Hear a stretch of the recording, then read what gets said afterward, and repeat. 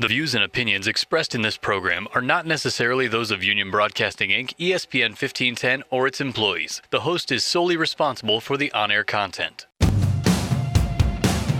This is KC Cares, Kansas City's nonprofit digital resource produced by Charitable Communications. We'll tell your stories of Kansas City nonprofits and the people behind them. KC Cares is proudly sponsored by the Ewing Marion Kauffman Foundation.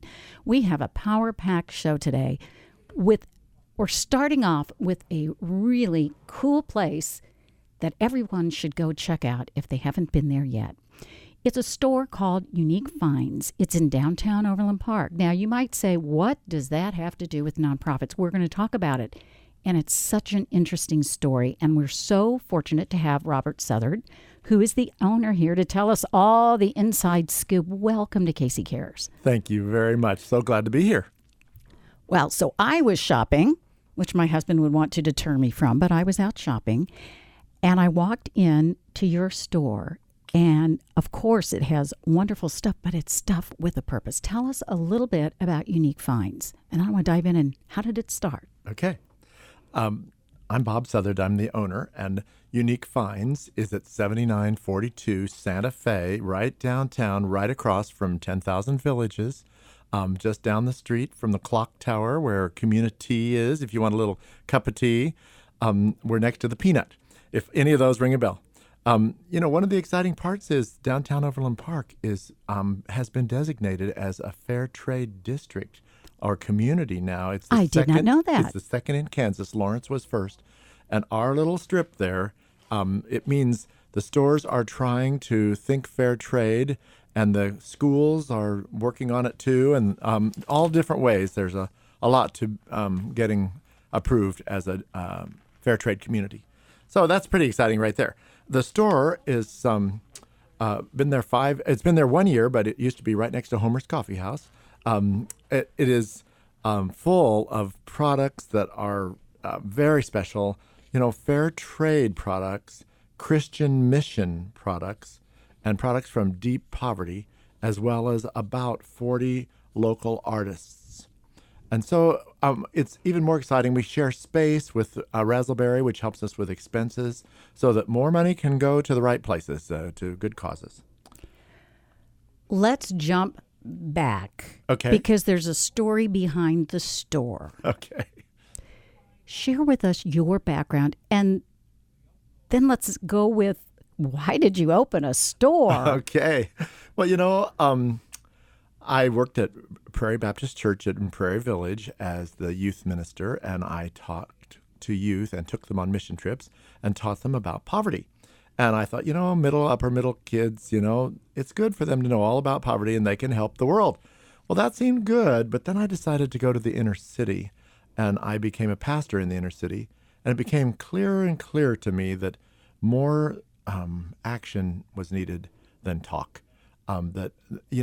People, if you don't have an income, you just can't be a giver to a church. And it's pretty basic. You have to find something to make money. And so I'm trying to find the artists, the artisans that don't have much money and do need a break. And I'm helping them get their products to market. I'm asking for fair trade, which means all the different parts of that. It means they have to be have fairness in the way people are treated who make the product, as well as the amount of money they get for the product helps them live at a sustainable level in their community. It has to be a wage that's living, rather than creates more and more poverty. So fair trade is a big part of it. And then Christian mission, we try and help people find that mission, help them, help ministries, help churches, help folks in churches get income streams going. And so they do that by selling products in my store. Let's see, what was the original question? We're going to have so you saw poverty in the city, and you were trying to think of a way that you could lift up. I went to Haiti with a mission team, and they had products spread all over the ground that they were going to give us for presents at the end of the week. And I took one, and I said, what are you going to do with all the rest of these that are laying here? And they said, we're going to try and sell them. And I looked around, and there wasn't a nickel to be had in Haiti. There's 80% unemployment, and no one had any money. I said, well, maybe I could take some of these and sell them in the United States. They said, well, that'd be great. So I did. So then they sent me some more things, and then more missionaries found me. And then pretty soon I had so much stuff that I had to open a store. And so that is the beginning of Unique Finds as a storefront. Those Haitians have a way of motivating me. I see the poverty and I see something has to be done. So they would give it to you, or did you buy it so that there was? At first, I bought a few things, but gradually I went to consignment. I would sell it, and then I would send them the money after the sale. That it just got to be such a volume, I couldn't keep paying for everybody's. Right. Yeah, and so I do purchases, consignment, and then local vendors sometimes rent space, and they put their own products there. We have all kinds of ways of doing this. Sometimes I find someone who's traveling and send them as my picker. I give them maybe $150. Go shop. And somebody who can afford to go to Africa, hand carries back nativities and things like that. I had an 80-year-old Baptist minister's wife do that for me, carry 20 nativities all across the continent for me. Oh, my goodness. Yeah, it's because they don't have Federal Express in Congo, right. Things like that. Yeah, so it's a lot of ways and a lot of reasons. So you opened the actual store in what year? 6 years ago. What would that be? 2000. So 6 years ago. Yeah. That's good enough. Yes. That's good enough. And you were over by Homer's at first. For 1 year, for 5 years. And then you made the move. Right. Onto this, what they'd call the strip of Shawnee, or of Santa Fe. Sales went way up. Really? When they could find me. Yes. What a concept. Made that much difference. 39% increase. Yeah. In the 6 years that you have been open as a retail store, what do you think your contribution financially has been? Have you been able to map it or record that amount? It's hard to measure the dollars because, what do you count? The actual sales of the poorest, the wholesale, or just the donations that have come out of that? Or, we do have a part of it where if you bring in your product and you have money, I encourage you to donate 10% to a nonprofit, and then we split the difference on the rest. I keep 50%, they keep 50% to keep the store running and for them to have an income, but they don't need it as badly. And so, if you're just counting the donations or if you're counting the profits, roughly, what do you think how much of a dent do you think you've been able to put in? Thousands, hundreds of thousands? Maybe. I would say it's really hard to measure. I actually was doing this for 10 years just out of my closet, so. Oh, my goodness. That must have been an interesting in operation. Yeah. I lived at Tallgrass Creek, and I would have this huge hotel cart of products that I'd be carrying to my car to go to an event. Right there. Yeah, it was pretty pathetic. But I can't give you a number.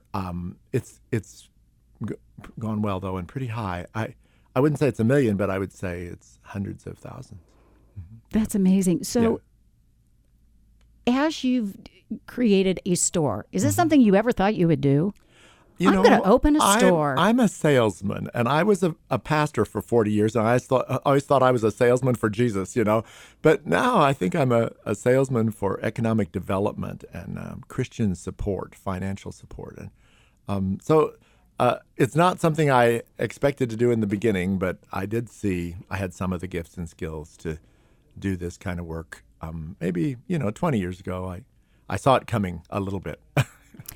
How do you pick what you carry, since there's such a big component of it is really charity or uplift funding, for a lack of any better term. So how do you pick what you run in the store? A lot of times I go to a missions conference in some church or some denomination, and these missionaries have things there.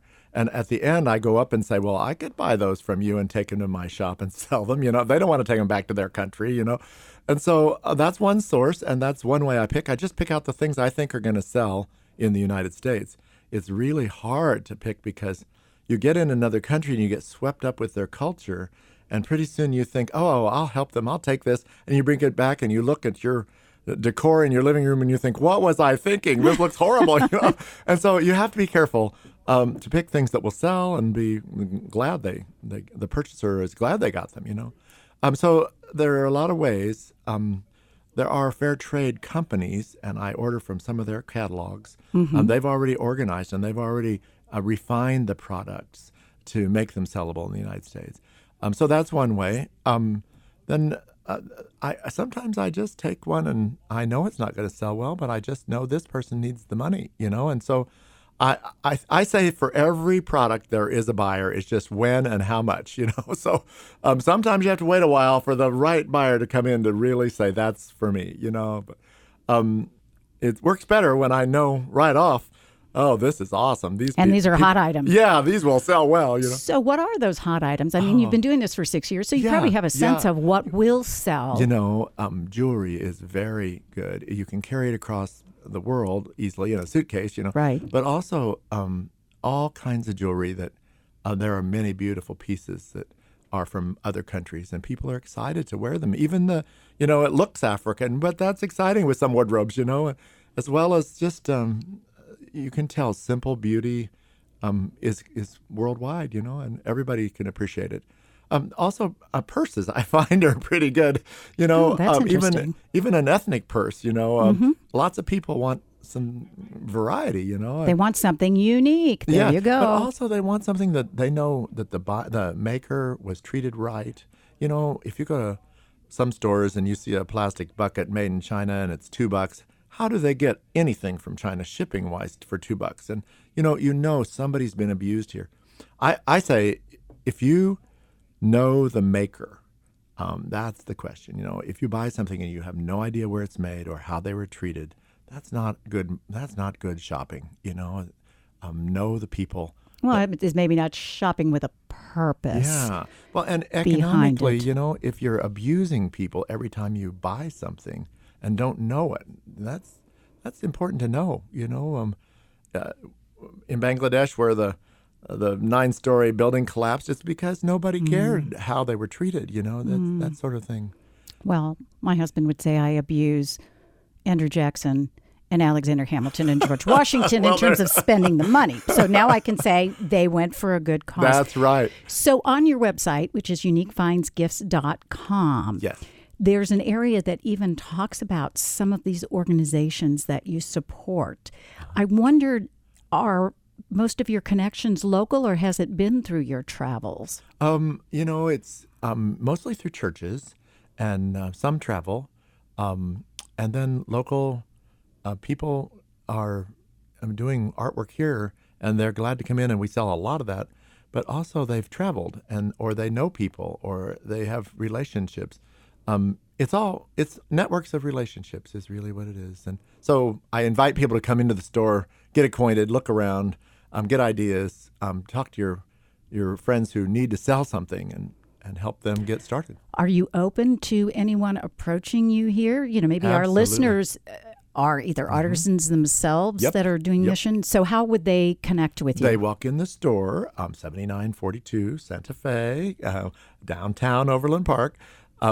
They walk in the store, they talk to the manager, Rockme Shiza, or me. Some of the clerks will not, but they'll say, well, you need to make an appointment with her. You could just call the store and say, when is Rockme going to be there? And we will talk with you. We have contracts for consignment or for renting space, and we call those vendors. And so if you would like to bring your products, we can buy a few things outright, especially if we love them, but we can't just pay for all of it. So the best is if you pay a little rent, and then 8% of the sale goes to us if you are there on Saturday mornings to tell people about your product from 10 till noon. It's called Maker's Market. But if you don't want to be there 3 Saturdays a month, then you can pay 15% of the sale to us, and we'll sell them for you. You see how that works? We'll pay the clerk, and we'll do the talking. But I'll tell you, when you're there, it helps so much to see a face. To talk to the artist, or at least to the connected person. That's so foundational to knowing you're treating people right. Is when you pay for it, you meet the person and you see where the money's going, rather than a sweatshop or there are all kinds of middlemen that aren't appropriate. So I want to know what the inside of your house looks like with all these things that you've traveled and collected. We do end up buying some of the products because, their rent is due and they haven't sold anything, so I buy one. So I have quite a few little things in my house. You're funny. Little tchotchkes, as they were. In the store, when you come in, do you have information by various items that tell a little of the story, where it comes from? Yes, we do. There are little signs, and each price tag has the country it's from, if it's something unique, like if it's Haiti or Guatemala, or all over. And then some of them have pictures of the artist with them, and then some you just have to ask. And frankly, some we don't quite know where they came from. We have taken some donations that somebody's trying to get rid of something, and we sell those, and especially if they just donate them, and all the money's going to go for the support of the cause here. And so a few things are like that. So when you have those, do you divvy them up by the different missions, or how do you do that? Mostly we use those to support the store. So that you can keep the doors open and people can shop. And that's big. Well, I love your phrase that it's purchasing with a purpose. Yeah, that's exactly what it is. Yeah. And there's amazing items in there. If you love supporting people who really could use the economic support, and rather than just a handout, it's a hand up. Check out Unique Finds, Gifts with a Mission.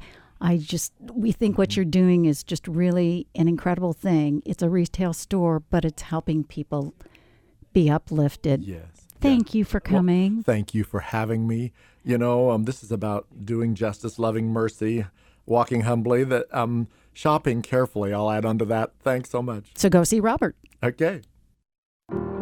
Inspired by Ewing Marion Kaufman, the Kaufman Foundation believes that every person, regardless of their background, can take risks, achieve success, and give back to their communities.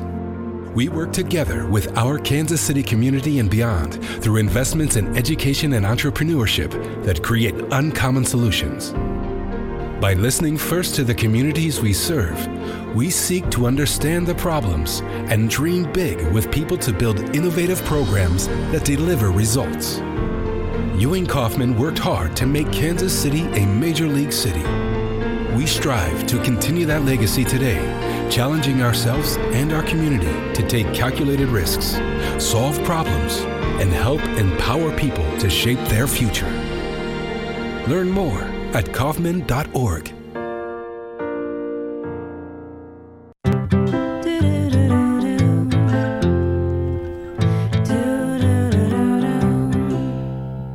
Green, green, green. It's your home, it's your dream. Radon testing, keep it healthy and clean. Make it green, green, green. Making it green is making sure the air in your home is healthy for your family to breathe. Make sure you test your home for the presence of radon. It's easy. To learn more, call 866-730-GREEN. Preserve your family's health and well-being. Get your home tested. Now that's living healthy and green. Green, green, green. It's your home, it's your dream. Radon testing, keep it healthy and clean. Make it green, green, green. To learn more, call 866-730-GREEN. A message from the U.S. EPA. When it comes to using their wireless phones, drivers everywhere are making safety their most important call. Are you kidding me? You know our curfew. Look, I'm driving now, but I'll be home in a little bit. We'll take care of this then. Stressful or emotional conversations can take your mind off driving. Avoid them behind the wheel. Your wireless phone can be your best safety tool. Don't let it become a distraction. The wireless industry and this radio station remind you, with wireless, safety is your call. Inspired by Ewing Marion Kaufman, the Kaufman Foundation believes that every person, regardless of their background, can take risks, achieve success, and give back to their communities. We work together with our Kansas City community and beyond through investments in education and entrepreneurship that create uncommon solutions. By listening first to the communities we serve, we seek to understand the problems and dream big with people to build innovative programs that deliver results. Learn more at Kaufman.org. Dave, what are you doing? Just sending a gift to Dave 2037. Who? Me in the future. I save a little money from every paycheck as a gift to Dave 2037. so he can spend it on things like anti-gravity boots or a hologram Doberman, something cool like that. I think Dave 2037 deserves it. He worked hard. What are you getting Steve 2037? I guess I was thinking Steve 2037 would just fend for himself. Well, all right, but don't expect to be borrowing my anti-gravity boots. You want to have money in your future? You got to start saving now. Putting some money from every paycheck into a savings account or contributing to your 401k can make a big difference later. Put away a few bucks, feel like $1 million. For free ideas and easy ways to save, go to feedthepig.org. That's feedthepig.org. Hey, let's just hope Steve 2037 doesn't get his hands on a cold time machine, because he is going to come back here and knock some sense into you. This message brought to you by the American Institute of Certified Public Accountants and the Ad Council. Welcome back to Casey Cares, Kansas City's nonprofit voice and digital resource, helping organizations survive and thrive. We'll tell your story to our community. I'm Ruth Baum-Biggis. From purchasing with a purpose to parks. We have alliteration today. We're talking all kinds of things. And joining me in the studio now is Jay Hinrichs. He's Executive Director of the Johnson County Parks and Recreation Foundation of Johnson County. Welcome. Thank you very much. That's a lot to say. That's a long title. And for those of us who know a little bit about the park system, it's like JCPRD. That's us. Everything's got to have a, little initials. So you play in the park, right? Well, we have the best job in the world. Parks, trails, recreation, the museum, theater in the park, the 4,096 things that Johnson County Park and Recreation District does is just a great place to be here. I'm relatively new, been here a couple of years, but came back to Kansas City to reconstitute the foundation. Our 501c3, we can't do it all by ourselves. So we are out there actively raising money for JCPRD so that we can do more great things for this great community we live in. So somebody might say, oh, well, it's county, it's tax dollars. So what do you need money for? Right. I've only heard that about 6 times today. So that's correct. Ruth, you're right. Over 50% of what we do at JCPRD is fee-based or through our enterprise fund or now through our foundation, through our fundraising arm. And not everything is covered by the taxes or Johnson County. We're a separate agency, Johnson County Park and Recreation District, separate agency that has to do so much for this community, and it's such a big space that we go out and sometimes we have to charge fees. If you're going to play a round of golf at one of our 2 golf courses, you want to take a swimming lesson, you're going to have to pay a fee. But what we're trying to do now through the foundation is raise some of that sorely needed money so that we can look 10 years out, 20 years out, and we can plant that tree for the future generations to come, because we can't always do everything with what we get from taxes. Foundation was started in 1977. It was. Can you give us a little history? I can. The foundation was very active in the 70s, the 80s. They were the instrumental arm that brought Ernie Miller Nature Center over in Olathe to life. They bought that land out there on 7. They were very active with a very strong board, and it's kind of slipped away a little bit. Didn't meet very often, but when we decided to bring this back a couple of years ago, we wanted to reinvent the foundation and really get a board that was excited, could tell our story in the community, and support us in this great place we live in so that we can go out and do more things. You came in to try to reinfuse this foundation. So tell us a little bit about what that journey's been like. Well, it's been exciting because many of the board members, I'll say 80% of the board members, are still our board members. They just weren't asked to do anything. Mm-hmm. So we're excited. We've got one of our quarterly board meetings coming up next week. They're very engaged. They're very articulate. They're very well known in the community, which you need with your board members to be out there and saying, well, we're going to build the Kill Creek Tower project. What is it going to take to raise the $1 million that we need to build the tower? So we try to arm them with information. We started a new membership drive. We hadn't had members of the foundation. I like to say, come join us. So we have a membership drive that's involved any level that you want to get involved with. The annually a $50 donation starts you at the friend membership, and it moves all the way up into a corporate membership. at $1,000 a year. So, and you get the traditional swag you would get with everything else, like Park swag. Yep, like the T-shirt, which will show. You know it's green. So it's. We want people to join the foundation and help us out, but we're also looking for those charitable contributions that somebody has the ability to give to a 501c3. They can dedicate it to anything we want. If their money wants to go to Theater in the Park, the Johnson County Museum, they want it to go to our recreation scholarship program so that maybe those kids that can't quite get to one of our summer camps, we can help them get there. Let's talk a little bit about some of the things that the foundation has either been responsible for or in part involved. I'm not sure people realize some of the things that your foundation has done in the community. Right. Well, we talked about Ernie Miller Nature Center before, but some of the things that we've been involved, we opened 3 new parks lately. Meadowbrook Park up in Knoll and Prairie Village, turning the Meadowbrook Country Club into just the most beautiful, populated area in the world. You drive by there any day or night. There's kids all over the playgrounds, but not everything is always paid for, and certainly not some of the publicity. So the foundation will get behind that and host special events. We'll have fundraisers out there so we can go start looking where the next Meadowbrook Park is. And I understand it's beautiful, and there's a facility there that people can even rent? Right. We're in the rental business as well. Part of the revenue generation department is getting involved with some of our square footage. The Milldale Farm out in Edgerton that people just love to go get married at and spend 3 days out there preparing for your marriage. But we also, we've got great associates that rent the pavilion up at Theater in the Park. We had a wonderful regional bank come in and have their employee picnic. Played games, and then they stayed and watched Chitty Chitty Bang Bang. So, we love to do rental business. And Meadowbrook Park has a huge space and something else we can turn a little smaller so that you want your 20-person board meeting. We can do that up there, too. How do people find out about that in those spaces? Right. They need to take a look at our website. That would be on the jcprd.org website. We would connect them with the right names and numbers, and Sarah Vogelsberg would give them a telephone call and take them on a tour of the space.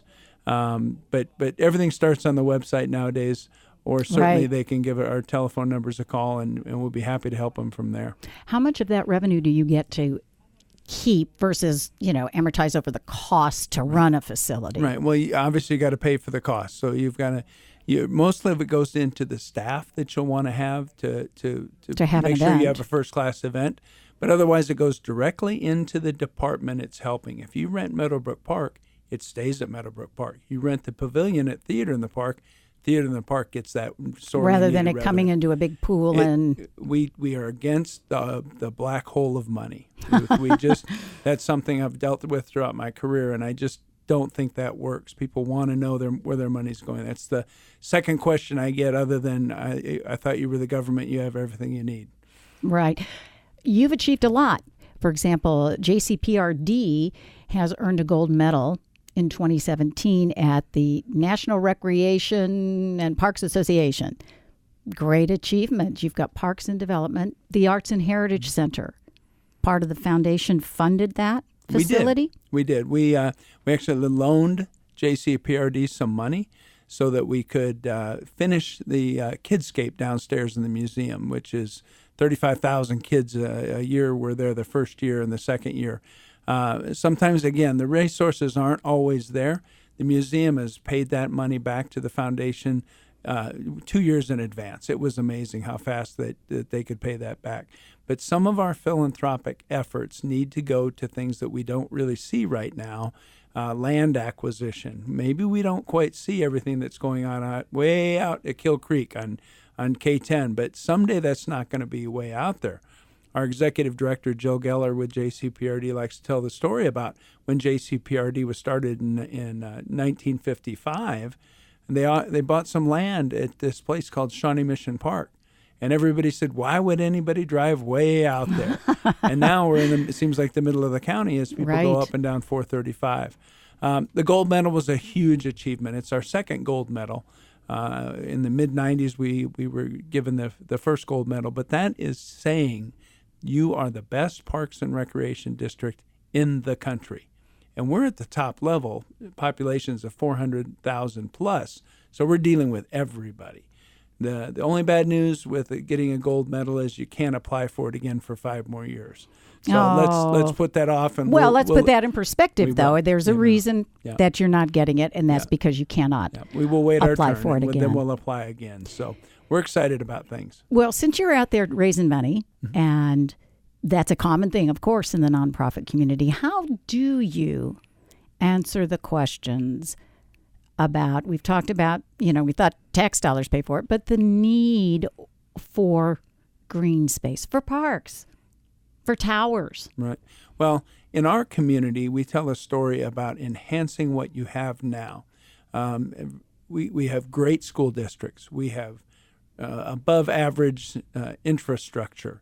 Of course, we are changing everything every day, but you can't always put a price tag on what you're doing today for what we're going to put on our kids and our grandkids. We have to plan for the future, and our planning and development department is busier than ever talking about what are we going to do next. Where can we get the next 80 acres of land to build something that's going to be needed? Because as you see a plot of Johnson County growing from the 60s, the area of housing can sweep up very quickly. Mm-hmm. That's why Big Bull Creek Park, our largest park, is way out there in Edgerton and Gardner now. But someday that beautiful park's going to be right in the middle of what's going on up and down I-35.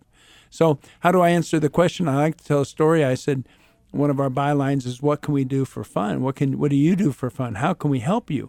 So everybody has their own interest. It may be a camp. It may be a clinic. It may be joining a sports league. We do so many different things that we try to support, our out-of-school time.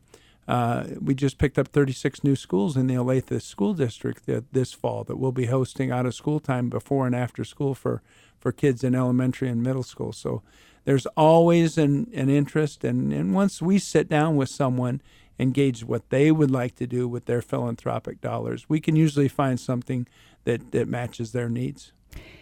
Again, it's JCPRD Foundation.org. It's an org, right. It's an org. Right. Sometimes they're .com, sometimes they're .org. So folks can go there and see if they would like to participate or see even what's going on in the county. You came back. Mm-hmm. Tell us a little bit about your journey. Was it always in the nonprofit sphere? It wasn't, although I do seem to always be raising money. I started my career here in Kansas City with the Royals Baseball Club in 1984. I got to spend 18 years with the ball club. Wow, you were even there the first World Series. Everybody talks about the World Series, and I go, you mean the first one? Yeah. But some people don't remember that.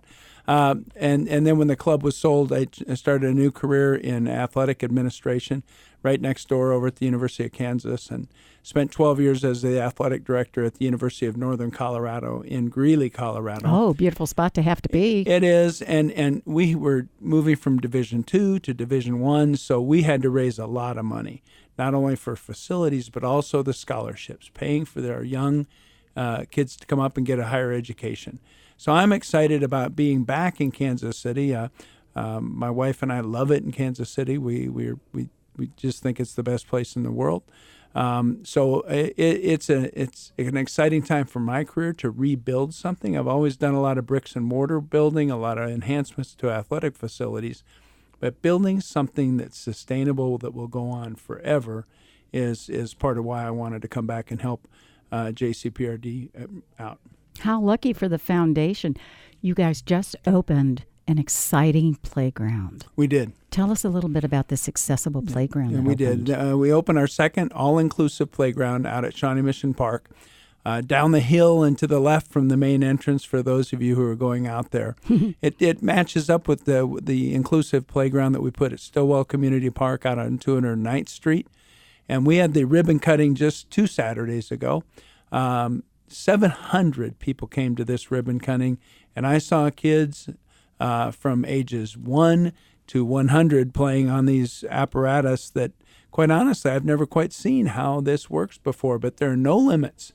Is it a physical limit? Is it a mental limit? Is it a sight limit? Everybody can play on this playground. There's a mister if it gets warm so that people can cool off. All accessible restrooms are right next door, so and within the playground space itself. So it's getting so much play. I know it'll win an award. Now we have to go out and raise some more money for some more playground equipment because we need to start addressing where else we can build these all-inclusive playgrounds. All of our parks are unique. Antioch Park has Dodgetown, so it's kind of a little bit unique. Every place that we go for a park, Meadowbrook Park with the tree line adventure, the playing apparatuses are 15, 16 feet up in the air for the kids. So there's always something that's attracting anybody in our regional community to come to a JCPRD park. So it sounds like you have no shortage of work ahead of you. Right. Do you set goals? I mean, what is the goal that you would like to achieve, let's say, this year? How much do you want to raise? Right. So that's terrific. We have a 5-year strategic plan that is in front of our board for review, and hopefully they can adopt that strategic plan. Most of our fundraising is done volunteer-based, and we need to go out. We would like to see 300 members join the foundation in 2019. We're at 62 now, so we're well on our way, and maybe at the halfway point. We'd like to see 300 new members. This is new, so we appreciate the opportunity to be on the radio today and talk to the community about, hey, get involved here. JCPRD Foundation.org, and everything is there. Online donation, payroll deduction. Certainly click, and you can send me an email, and I'll pick the phone up right away and give you a call and talk to you about what your interests are. So, goal-wise, we have over $2 million in the bank, but that's because that hard work was done in the 70s and 80s, and obviously it's earned a little bit of money. But if somebody wants to give to a specific interest, we're happy to help meet them and do a dedicated donation. We certainly like unrestricted funds because they help us run our operation. We are part of jcprd.com, but we really need to self-sustain the foundation. Check out Johnson County Park and Recreation Foundation and support great stuff in your community. Thanks, Jay. I really appreciate you being on the show. Oh, it's certainly our pleasure, and we are so thankful for the opportunity. Inspired by Ewing Marion Kaufman, the Kaufman Foundation believes that every person, regardless of their background, can take risks, achieve success, and give back to their communities. We work together with our Kansas City community and beyond through investments in education and entrepreneurship that create uncommon solutions. By listening first to the communities we serve, we seek to understand the problems and dream big with people to build innovative programs that deliver results. Ewing Kaufman worked hard to make Kansas City a major league city. We strive to continue that legacy today, challenging ourselves and our community to take calculated risks, solve problems, and help empower people to shape their future. Learn more at Kaufman.org. When I was little, I didn't talk for a long time. I liked things to always be the same. Anything new or different would scare and upset me. I was very sensitive to lights and sounds. It was almost like I had bigger eyes and ears than everyone else. So I built secret hiding places where nothing could get in. I didn't like looking people in the eye. It made me feel uncomfortable. I'd throw big tantrums over little things like when my socks didn't match. Sometimes I'd do the same things over and over. Until one day, I found out I had autism. My family got me help. Slowly, I learned how to live with it better. You can see signs of autism in children as young as 18 months. Early intervention can make a lifetime of difference. Learn the signs at autismspeaks.org/signs. Brought to you by Autism Speaks and the Ad Council. The Air Guard serves in every community across the United States. They give a lot of themselves to defend our country. But serving does a lot for them too. It's an extra paycheck, money for college, and they get the skills to build a civilian career. I'm Laura Bryna. See what you can do for your country, your community, and yourself. Be a hometown hero. Call 1-800-TO-GO-ANG or visit goang.com.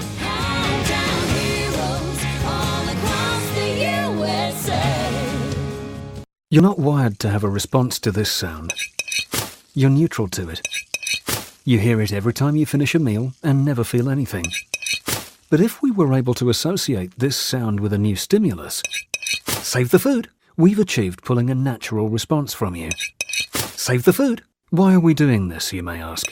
Save the food. Because this ad is trying to change your after-meal behavior through brainwashing. Because food waste costs the average family $1,500 a year. Save the food. Cha-ching. And $1,500 extra bucks is like getting a pay raise. Save the food. Cha-ching. You're promoted. Which could pay for your child's braces. Save the food. Cha-ching. You're promoted. Check out my braces. So when you hear this sound, rethink your behavior. Cook it, store it, share it. Just don't waste it. For tips and recipes, visit SaveTheFood.com. Brought to you by NRDC and the Ad Council. We all know Goodwill. But did you know when you donate stuff to Goodwill, you help provide job training for people right here in your community? Goodwill. Donate stuff, create jobs. Find your nearest donation center at Goodwill.org. A message from Goodwill and the Ad Council. Hey America, we're your pets, and this song's dedicated to those people who don't have health insurance yet. Enroll, we say, we want you to be okay. Enroll, we say, take care of people for goodness sake. There's a plan for every budget, so don't accept defeat. Now you can get covered and still buy me treats. Enroll! So listen to me, a talking pug, you see. If you get health insurance, preventive care is now free. So sweet. You take care of your pets. Now it's their turn to take care of you. Visit getcoveredamerica.org to learn about your health insurance options. That's getcoveredamerica.org. Brought to you by Get Covered America and the Ad Council. Welcome back to KC Cares, Kansas City's window on the nonprofit community and the people they serve. I'm Ruth Baum-Biggest. Bobby is off on assignment. We're having a great show. We're staying in the foundational world, but we're going to switch over now to education. And it's the Blue Valley Education Foundation. And we have Joy Ginsberg with us in the studio, Executive Director. Hi, Ruth. How are you? I'm great, thank you. Another top leader in our community. Obviously, the name indicates where in the city we are talking about. And that's Blue Valley in Kansas. Correct. Because it's interesting. Sometimes you hear people refer to something Blue Valley and they'll say, oh, no, in Missouri. And it's like, really? There's two of them? Well, we like to say Blue Valley Schools because in this community, everybody's named their business after Blue Valley. And that's not a coincidence. I really think it is because our top quality schools. But yeah, you'll see the Blue Valley name all over the place. Just like Shawnee Mission at one point in time. Exactly. Absolutely. Great school district as well. Tell us what Blue Valley Education Foundation is all about. Well, what I always like to say is we are really the fundraising arm for the school district.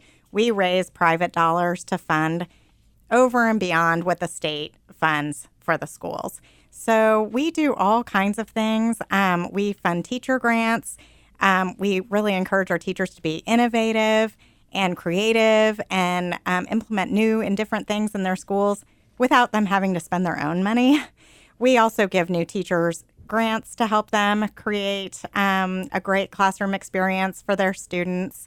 And then we do a lot of district-wide funding. This past year, we focused a lot of funds on social emotional wellness, suicide prevention, mental health and wellness for our students and faculty. Let's talk a little bit about the white elephant in the room. Blue Valley, that's where the money is. Why do you need extra money for your classrooms? Exactly. I mean, I do get that question a lot. And we are fortunate in that we do have a community with higher wealth than maybe some of the other communities. But we're still limited by the resources that we're given by the state. And you will see, if anybody pays attention to the news, year after year, the state struggling about how much they're going to spend in our schools, and the Supreme Court is ruling that it's not adequate. Well, we get that. I mean, it's not like Blue Valley gets more money. And so we really depend a lot on raising funds from private donors to really keep our schools on top. And how many students are we talking about today? 24,000 students. That's a lot of kiddos. It is. And beginning to be a cross-section socioeconomically? And absolutely. And actually, I should have even said that. I mean, our demographics really are changing. We have 4 Title I schools, which means the federal government supports them a little higher because of the income level of the students in those schools. And, frankly, I mean, I'm the daughter of a teacher, so I would always say we can never spend too much on our students and our teachers and supporting our educational facilities. Tell us a little bit about these teacher grants. What are they? How do you make decisions? Do they have to apply? All those good details. It's a great question. And yes, we have a competitive process. Teachers apply. We raise money throughout the year, and so then we kind of have a bucket that we can spend on classroom grants. And we also give every single building a grant so that the principal can kind of decide what the biggest priority in that individual school is. But we really encourage our teachers to think creatively and something unique, something that they would want to implement in their classroom. A lot of times it's sort of seed money that turns into a best practice that gets spread across the district potentially. But they apply. In September, we have a grant committee made up of community leaders and educators, and several former educators, so people that kind of know what would be a positive experience in a classroom. And then we have a really, really fun day that's called Surprise Squad, where we're like Ed McMahon for the day and carry around checks and deliver them to the classrooms and surprise our teachers. Oh, I bet that is really a cool thing. It is really to fun. see happen because they don't have any idea. They've applied, but they don't know that they've won. Right. So it's the best day of my life, really, and I've now done it for the last 3 years. But to see the pleasure that we can give to teachers who work so hard day in and day out to provide the best for their students. Just giving them that extra boost it's an amazing feeling. I'm curious, how do the kids react? So do you come into like the classroom? We do.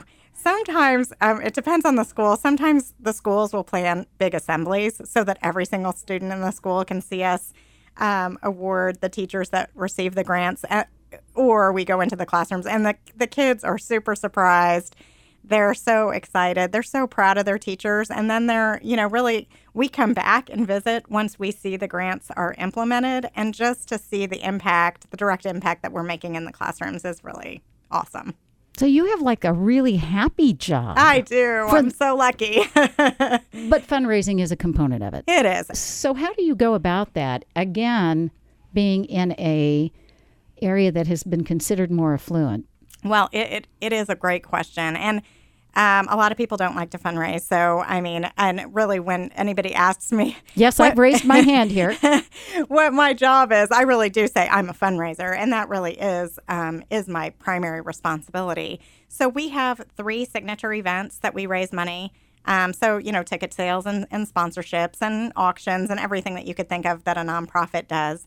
And then we also have a big parent membership campaign where we're really trying to build kind of a grassroots network where we want all parents to buy in just at the $30 level. I mean, of course, they can always give more, but just at a level that's affordable to everybody, just so that everybody kind of has some buy-in and some stake in what we're doing in the Blue Valley schools. And then we are currently working on a bigger capital campaign where we're trying to raise ultimately $2 million for very specific district-wide programs. Such as? What's that involved? Such as Career Tech Ed, Career Ready Programming Partnership with Johnson County Community College for our high school students who want to go into the field of skilled labor. And we're trying to raise money to offset any cost that it would be, fees or books or tools or whatever. So we want to lift any barrier for our students to be able to participate in those career tech ed programs. Well, you've got amazing things. You've got events that we don't want to miss the opportunity to tell our listeners you have an event coming up. We do. August 28th, we have our community breakfast. 1,100 people participate in this event. It's amazing. it really gives us the opportunity to talk about the state of the district, where we're headed, what our strategic direction is. We also get to highlight some of the grants that we've given, and also just, talk about how our schools impact our community. Business leaders all across the city participate in that breakfast, and it's amazing. What do you say to the folks who still live in the district who don't have kids in the schools anymore? Hello. There are beginning to be more and more folks. Their kids graduate, they go into college. Sure. They stay in their house because they like their house and they like their neighborhood. How do you address that as a foundation? Well, I think when they don't have anyone in school. It's a great question. And I think property value is probably one of the best answers. The schools being as good as they are keeps our property values high, keeps the market great. It helps support our business community. And even if their kids are grown, they're probably in a place of employment where they're looking to bring the next generation of leaders into their company. And we hope to think that we're providing that next workforce for them as well. How do you do this? You have a staff of about 25? Oh, gosh, I wish. Does any nonprofit have that? We have 2.5 people, part-time, and 2 full-time staff. And we do have a big load, but we also have a great support network of volunteers. We have an amazing board. We have committees for every event that we plan. I'm really someone that appreciates not just fundraising, but time and talent that volunteers are willing to give us, and people are really dedicated to the cause. So that helps a lot. We're talking with Joy Ginsburg with the Blue Valley Education Foundation. You had mentioned a few minutes ago when you were talking about different programming, supporting physical and mental well-being. Mm-hmm. Tell us what the foundation's role is in what's going on in your district. It's a really good question. We have been funding programs in our schools to help prevent, not just help prevent suicide, but help build resiliency. And so we don't have, we raise the money and then we work with the district to figure out what their planning process is around, what are the best programs to implement in the schools. And then we either fund or help offset. Many of those programs are over and beyond what the state pays for. So if we want to bring, and obviously there's an epidemic in this area, and there's a need, to focus on the mental health and wellness of our students. We also started a parent support program called BV Well, and it's we bring in speakers and parents kind of help parents just to make sure that they have the support that they need for their students. It's got to be such a tough time to be an educator, whether you're in a affluent school district or not so fortunate to have some of the economic support. Kids are kids. It truly is. And actually the higher achieving districts, the suicide rates are going up at a higher rate than in other districts. So this is something that we really feel committed to helping support the district. I'm looking on your website and I'm really curious about one thing, reimagining success. How do you do that? And what's involved from the foundation standpoint in that concept? So just what I kind of mentioned earlier, our whole capital campaign is actually focused on reimagining success. And in a way, the district has spent a lot of time on a portrait of a graduate and what do our graduates look like. And I think a few years ago, you could say it was one size fits all and everybody has to go to college and everybody has to get, a high score on an ACT. And really, our students are not one size fits all. We want to create different opportunities, different pathways to success and make sure that our students are career and college ready, not just college ready. There are other opportunities out there that are where our kids can be extremely successful And I think some of the mental health and wellness of our students is that they feel like there's only one pathway. And so we're trying to reimagine that and help guide our students that all means all, and you can be successful, with all kinds of different experiences in our schools. Because the district has diversity. Definitely. Share a little bit about that. Help paint a picture for our listeners about the district, if you can. I'm not telling you to give me every statistic, but just what does the Blue Valley school system look like today? Well, I will say there are a growing number of non-English speaking as the first language. I'm probably not saying that exactly right. That's fine. Students that are joining our community.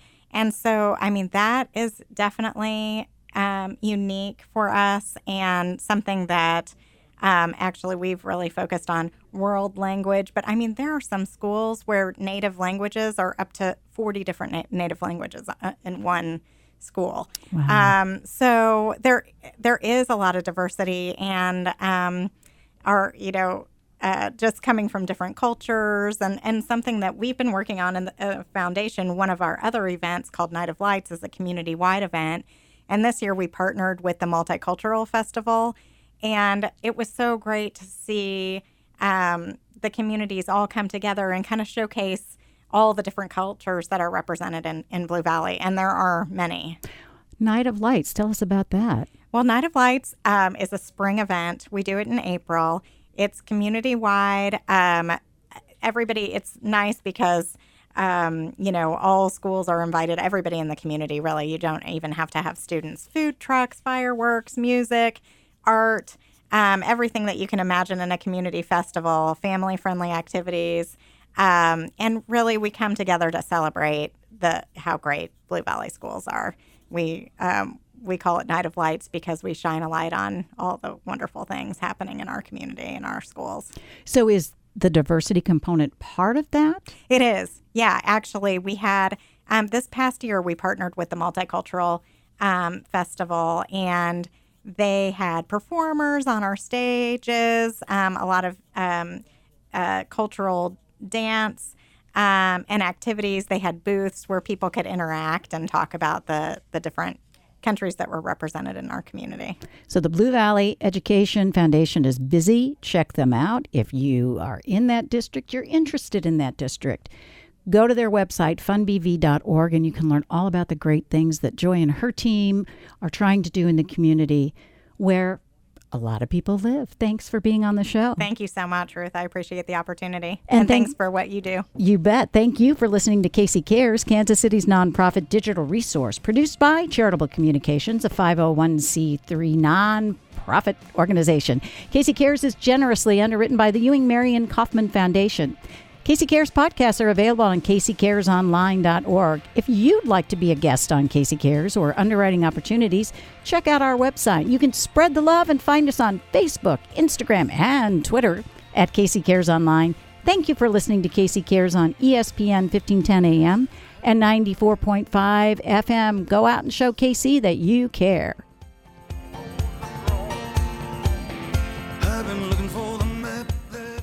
ESPN Kansas City is KCTE Independence and K233 DM Raytown, 1510 AM, 94.5 FM.